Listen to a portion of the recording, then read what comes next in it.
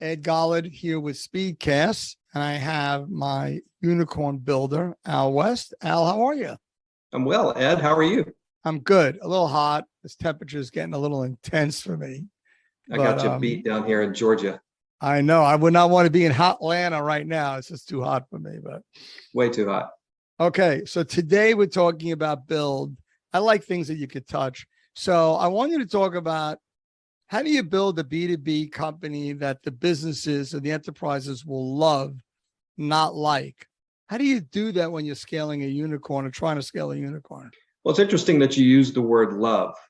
Love is an emotion, and buying is an emotional thing, or at least it is. When we buy a house, we get emotionally attached. We buy a car, we buy a boat, whatever we're buying, it's an emotional experience. And you take my wife, it's very emotional. Very emotional. They get emotionally attached to everything. And it's the same with software, believe it or not, or technology or whatever you're selling. There has to be an emotional connect. And when you said build something that someone's going to love, essentially you've got to play to the C-suite. You don't want to be building something that a director or a manager, I mean, yeah, we like them, but they're concerned about their limited view of their job, and they're not looking at it from a business perspective. Typically, you have to connect that dot. You have to solve C-level problems and build something that they're going to love and get very emotionally attached to. And it kind of boils down to what's your value. We talk about the value narrative a lot, but it comes down to saving them money, helping them make money in a new way, faster, keeping them out of trouble. Those types of things are what's going to get a C-level's attention. So let's drill this a little bit. Let's go a little wider. When they mean love, are we also talking about a market that will love what you have? Because in B2C, when unicorns go up, like with an Uber and a B2C, everybody loves it. Everybody does it. They get millions of customers. You don't do that in B2B. So when you're doing a B2B company and you come on board, like you have done many times, and you know this thing will throttle up into the billions, how do you determine if your product is something the enterprise is going to say, we love this, we need this, let's buy it? Because without that, you don't get acceleration. Well, it's not rocket science. It's essentially solving a critical business problem for a C-level exec.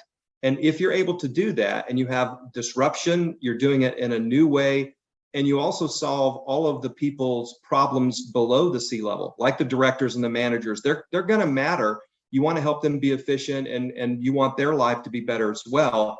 But if you can solve the C-level problem, you're going to get that love factor, like you were saying. You are right on the money. I have a client situation right now where they're working with some very, very large companies in medical, and they get it. They get it that without the C-level indirect or direct pressure or influence, or I'm interested in this, it goes too slow. And what they have, the C-level love it because it drives a lot of easy lift. So you're right. So to do a unicorn, you need corporation leadership to say, what is it? We could use it. And if this works, this could really be part of our roadmap. I guess that's what you're saying, right? Yeah, and the universe that you're going to be selling to, that you're going to give the love factor to, you want to make sure that the universe is, a total universe that's able to buy your solution. It's not too small, maybe not too large, because sometimes you do need to specialize, but you want to make sure that you have an audience that if you make this solution, that it applies to a lot of different people. For instance, we had clients that we helped solve their DSO problem. DSO is a common problem for every public company. Day sales outstanding, non-accountants, right? Yeah, so if you can reduce DSO for any public company, you don't have to look at their 10Q or their annual report. It's gonna move the needle for them. If you're gonna get their attention, if you can say, hey, I have a solution that's gonna help you reduce your DSO. You want something that is going to apply to, in this case, every public company, and probably even a lot of non-public companies. They're interested in reducing that DSO because it impacts cash flow and ultimately their stock price. This is Ed Golod at Speedcast with my partner, Al West, and thanks for listening.